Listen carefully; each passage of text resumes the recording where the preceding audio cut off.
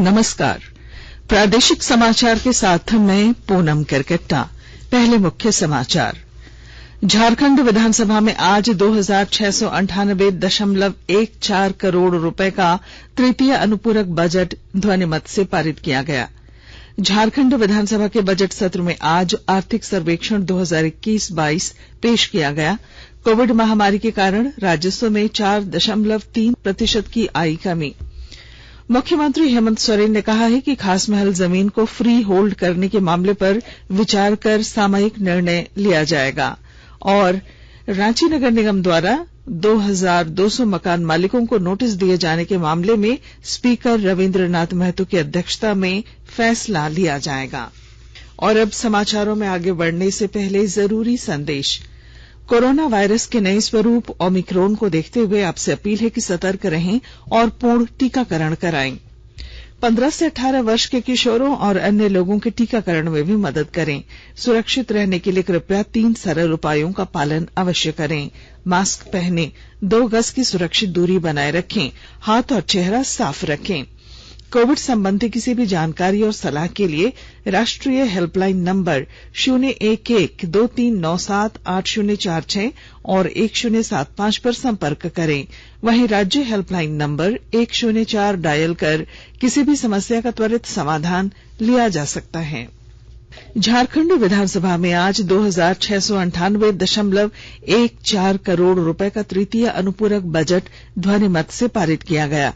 विपक्ष के कटौती प्रस्ताव का जवाब देते हुए वित्त मंत्री रामेश्वर उरांव ने कहा कि नई योजना को लेकर अनुपूरक बजट लाया गया है। उन्होंने कहा कि पेट्रोल के मूल्य वृद्धि को देखते हुए सरकार ने राशन कार्डधारी गरीबों को 250 रुपए सब्सिडी देने का निर्णय लिया है। इसके लिए 100 करोड़ रुपए की व्यवस्था अनुपूरक बजट में की गई है। उन्होंने बताया कि पोषण सखियों के मानदेय भुगतान के लिए 38 करोड़ रुपए का प्रावधान किया गया है। इससे पहले सदन में कटौती प्रस्ताव रखते हुए भाजपा विधायक अमर कुमार बाउरी ने कहा कि मार्च महीने में अनुपूरक बजट लाने का कोई औचित्य नहीं है। झारखंड विधानसभा के बजट सत्र के तीसरे दिन आज सदन में वित्त वर्ष 2021-22 आर्थिक सर्वेक्षण पेश किया गया। राज्य में वित्त वर्ष 2019-20 में 13.9% और 2020-21 में 4.3% की कमी आई है। इनमें 2019-20 में कमी आर्थिक मंदी और 2020-21 में कोविड-19 महामारी के कारण केंद्रीय करों में राज्य की हिस्सेदारी में कमी आने के कारण हुई। सरकार द्वारा सदन में पेश झारखंड आर्थिक सर्वेक्षण 2021-22 में ये जानकारी दी गई। सर्वेक्षण में कहा गया है कि पिछले वर्षों की तुलना में केंद्रीय करों में राज्य के हिस्से में वित्त वर्ष 2019-20 में लगभग 3,314 करोड़ रुपए और वित्त वर्ष 2020-21 में 880.8 करोड़ कम मिला है। सर्वेक्षण में कहा गया है कि चालू वित्त वर्ष 2021-22 में वास्तविक जीएसडीपी में 8.8% की वृद्धि दर्ज होने का अनुमान है। राज्य की जीएसडीपी अपने गठन के पहले 5 वर्ष में 1999 से लेकर 2000 और 2004 से 2005 के बीच 8% औसत वार्षिक दर से बढ़ी। 2011-12 की कीमतों पर राज्य का जीएसडीपी वर्ष 2018-19 में 2,29,274 करोड़ रुपए था। इसी तरह राज्य की अर्थव्यवस्था के 3 प्रमुख क्षेत्रों प्राथमिक, द्वितीय और तृतीय में 2011-12 और 2019-20 के बीच की अवधि में सबसे तेज दर से बढ़ी, जबकि प्राथमिक क्षेत्र में 1.9% की औसत वार्षिक दर और द्वितीय क्षेत्र में 6.3% की दर से वृद्धि हुई। इस अवधि में तृतीय क्षेत्र में 7.7% की दर से बढ़ोत्तरी देखने को मिली।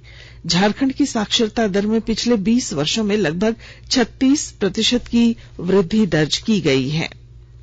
झारखंड विधानसभा के बजट सत्र के तीसरे दिन आज सदन में मुख्यमंत्री हेमंत सोरेन ने कहा कि खास महाल पर सामयिक निर्णय होगा। मुख्यमंत्री भाजपा विधायक अनंत ओझा द्वारा लाए गए ध्यानाकर्षण प्रस्ताव का जवाब दे रहे थे। उन्होंने कहा कि खास महाल जमीन को फ्री होल्ड करने पर सामयिक निर्णय लिया जाएगा। राजमहल सहित राज्य के कई हिस्सों में खास महल जमीन को फ्री होल्ड करने का मामला वर्षों से लंबित है। 23 सितंबर 2019 को खास महल मामले पर तत्कालीन सरकार ने एक कमेटी का गठन किया था। फ्री होल्ड करने के लिए कमेटी ने लोगों से आवेदन मांगे थे। आवेदन प्राप्त करने की अवधि अभी इस वर्ष के नवंबर महीने तक है। समय पूरा होने के बाद सरकार आवासीय हो या व्यावसायिक सभी को फ्री होल्ड करने पर निर्णय लेगी। चतरा में एनटीपीसी द्वारा बनाया गया पहला एयर कूल्ड कंडीशनर प्लांट लगभग तैयार हो गया है। टंडवा स्थित इस प्लांट का मार्च के अंतिम सप्ताह में परीक्षण किया जाएगा। विस्तृत ब्यौरे के साथ हमारे संवाददाता। चतरा जिले में देश का पहला air cool conditioner power plant NTPC की उत्तरी कर्ण पूरा परीक्षण के करीब पहुंच गया है। जिले के टंडवा एनटीपीसी प्रबंधन ने इसके लिए मार्च के अंतिम सप्ताह का लक्ष्य निर्धारित किया है। निर्माता agency Bharat heavy electrical limited यानी भेल निर्धारित समय पर परीक्षण के लिए दिन रात पसीना बहा रहा है। यदि किसी प्रकार की विघ्न बाधा उत्पन्न नहीं हुई तो पहली यूनिट की चिमनी से धुआं इस महीने से निकलने लगेगी। चतरा जिले के टंडवा एनटीपीसी के उप महाप्रबंधक नीरज कुमार बताते हैं कि पूरी कोशिश है कि मार्च के अंतिम सप्ताह तक पहली यूनिट का परीक्षण हो जाए। यदि हो गया तो 3 से 4 महीने के बाद पहली यूनिट का बिजली प्रदेश व देश में आपूर्ति होने लगेगी। देश का यह पहला परियोजना है जो एयर कूल कंडीशनर से संचालित होगा। एनटीपीसी टंडवा विकास के मामले में मील का पत्थर साबित होगा। अशोक कुमार तुलसियान, आकाशवाणी समाचार, चतरा। आकाशवाणी के ताजा तरीन समाचारों के लिए आप हमारी वेबसाइट newsonair.com पर लॉग ऑन कर सकते हैं। ताजा समाचार Twitter handle @AIR News Alerts और Facebook page all India radio news पर भी उपलब्ध हैं। आप प्रादेशिक समाचार एकांश के ट्विटर हैंडल @AIR News_Ranchi और फेसबुक, इंस्टाग्राम पेज तथा YouTube channel AIR News Ranchi पर भी हमारे बुलेटिन सुन सकते हैं। प्रादेशिक समाचार आप आकाशवाणी रांची से सुन रहे हैं और अब पेश हैं कोरोना से बचाव के कुछ संदेश। चलो मिलकर शुरुआत करें, चलो एक फैसला आज करें, मास्क नहीं तो टोकेंगे, कोरोना को रोकेंगे, चलो एक वादा करते हैं, चलो कुछ वादा करते हैं, मास्क नहीं तो टोकेंगे, कोरोना को रोकेंगे। भारत सरकार द्वारा जनहित में जारी। कोविड-19 से बचाव और सुरक्षित रहने के 3 उपाय। मास्क लगाएं, 2 गज दूरी है जरूरी, सुरक्षित दूरी रखें, हाथ और मुंह साफ रखें। प्रादेशिक समाचार में आपका फिर स्वागत है।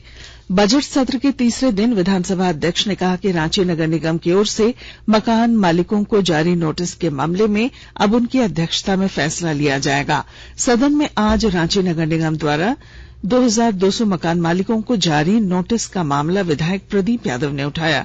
इस पर सरकार की ओर से मिले असंतोषजनक जवाब के बाद स्पीकर रविंद्रनाथ महतो ने यह फैसला लिया। इसके पूर्व प्रदीप यादव ने पूछा था कि रांची में 2200 मकानों को रांची नगर निगम ने नोटिस दिया है। इससे इन मकानों के टूटने का डर है, जबकि ये मकान झारखंड बिल्डिंग बायलॉज बनने से पहले के हैं। भाजपा विधायक नवीन जायसवाल ने भी प्रदीप यादव की मांग को सही करार देते हुए कहा कि जो लोग 70-80 साल से रह रहे हैं उन्हें नोटिस दिया जा रहा है। इस पर विधायक बंधु तिर्की ने नोटिस भेजे जाने को सही बताया। उन्होंने इसके पीछे का आधार CNT-SPT एक्ट का उल्लंघन बताया है। पश्चिमी सिंहभूम जिले में सोलर आधारित सिंचाई विधि को किसान काफी पसंद कर रहे हैं। सरकार भी इस मामले में सहायता कर रही है। विस्तृत ब्यौरे के साथ हमारे संवाददाता।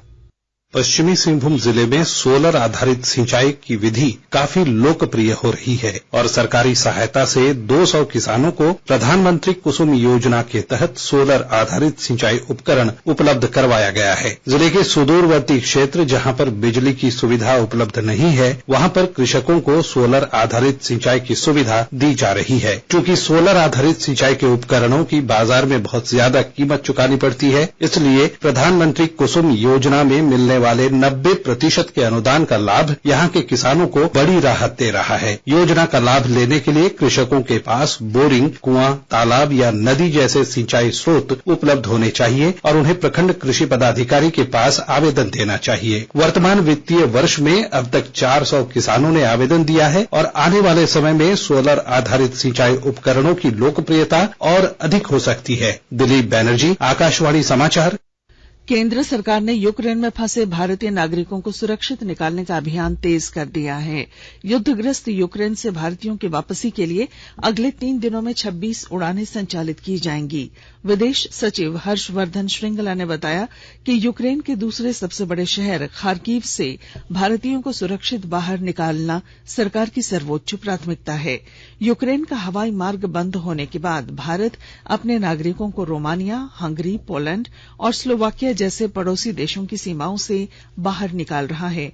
वहीं दूसरी ओर पाकुड़ जिले के 2 लोग तन्मय सरकार और अब्दुल रहीम यूक्रेन में फंसे हुए हैं। जिला प्रशासन के प्रतिनिधियों ने आज उनके घर जाकर परिजनों से मुलाकात की और सकुशल निकासी के लिए सरकार द्वारा किए जा रहे प्रयासों की जानकारी दी। और अब सुनते हैं अमृत महोत्सव क्विज। आजादी के 75 वर्षों का पर्व अमृत महोत्सव प्रत्येक बुधवार शाम 7 बजे प्रसारित होने वाले प्रादेशिक समाचार के दौरान पूछे गए प्रश्न का सही उत्तर देने वाले एक प्रतिभागी इनाम का हकदार होगा। इसके लिए सुनते रहें आकाशवाणी रांची का प्रसारण।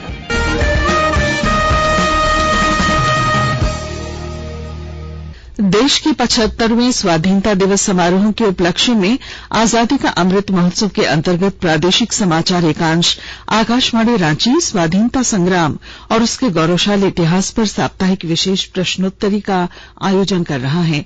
यह क्विज 15 अगस्त 2022 तक प्रत्येक बुधवार शाम 7 बजे प्रसारित होने वाले प्रादेशिक समाचार में शामिल होगा। सेंट्रल कोलफील्ड्स लिमिटेड और mission blue foundation Amrit Mahotsav quiz में आकाशवाणी समाचार रांची के साथ सहयोगी के रूप में शामिल हैं। आज का प्रश्न है 1857 के विद्रोह में पंचेत के राजा नीलमणि सिंह को गिरफ्तार कर किस जेल में रखा गया था। प्रश्न है 1857 के विद्रोह में पंचेत के राजा नीलमणि सिंह को गिरफ्तार कर किस जेल में रखा गया था। आप अपने उत्तर RNUAIR रांची अमृत @gmail.com पर ईमेल से कल शाम 5 बजे तक भेज सकते हैं। जवाब के साथ अपना नाम, पता, फोटो और फोन नंबर भी भेजें ताकि लकी विजेता बनने पर आपका ई प्रमाण पत्र और पुरस्कार आप तक पहुंचाया जा सके। विजेता की घोषणा कल शाम 7 बजे प्रसारित होने वाले प्रादेशिक समाचार में की जाएगी। झारखंड हाईकोर्ट में JSSC संशोधित नियमावली के खिलाफ दायर याचिका पर सुनवाई चीफ जस्टिस रवि रंजन और जस्टिस SN प्रसाद की बेंच के लिए तय थी, लेकिन आज सुनवाई नहीं हो सकी। इसके पूर्व की सुनवाई में संशोधित नियमावली को राज्य सरकार ने छात्र हित में बताया था। प्रार्थी रमेश हांसदा की ओर से दायर याचिका में कहा गया है कि नई नियमावली में राज्य के संस्थानों से ही 10वीं और +2 की परीक्षा पास करने को अनिवार्य किया गया है, जो संविधान की मूल भावना और समानता के अधिकार का उल्लंघन है। और 12वीं हॉकी इंडिया सब जूनियर राष्ट्रीय महिला एवं पुरुष हॉकी चैंपियनशिप का आयोजन राष्ट्रीय स्तर पर होना है। इसके लिए झारखंड महिला हॉकी टीम बनाई जाएगी। खिलाड़ियों का ओपन चयन ट्रायल 12 मार्च को सुबह 10 बजे से सिमडेगा में होगा। इसके अलावा 12वीं हॉकी इंडिया सब जूनियर पुरुष हॉकी चैंपियनशिप सब जूनियर झारखंड पुरुष हॉकी टीम के लिए खिलाड़ियों का ओपन चयन ट्रायल 13 मार्च को सुबह 9 बजे एस्ट्रोटर्फ हॉकी स्टेडियम सिमडेगा में ही होगा। और अब अंत में मुख्य समाचार। झारखंड विधानसभा में आज 2698.14 करोड़ रुपए का तृतीय अनुपूरक बजट ध्वनिमत से पारित किया गया। झारखंड विधानसभा के बजट सत्र में आज आर्थिक सर्वेक्षण 2021-22 पेश किया गया। कोविड महामारी के कारण राजस्व में 4.3% की आई कमी। मुख्यमंत्री हेमंत सोरेन ने कहा है कि खास महल जमीन को फ्री होल्ड करने के मामले पर विचार कर सामयिक निर्णय लिया जाएगा। और रांची नगर निगम द्वारा 2200 मकान मालिकों को नोटिस दिए जाने के मामले पर स्पीकर रविंद्र नाथ महतो की अध्यक्षता में फैसला लिया जाएगा। और इसके साथ ही आकाशवाणी रांची से प्रादेशिक समाचार का ये बुलेटिन समाप्त हुआ। नमस्कार।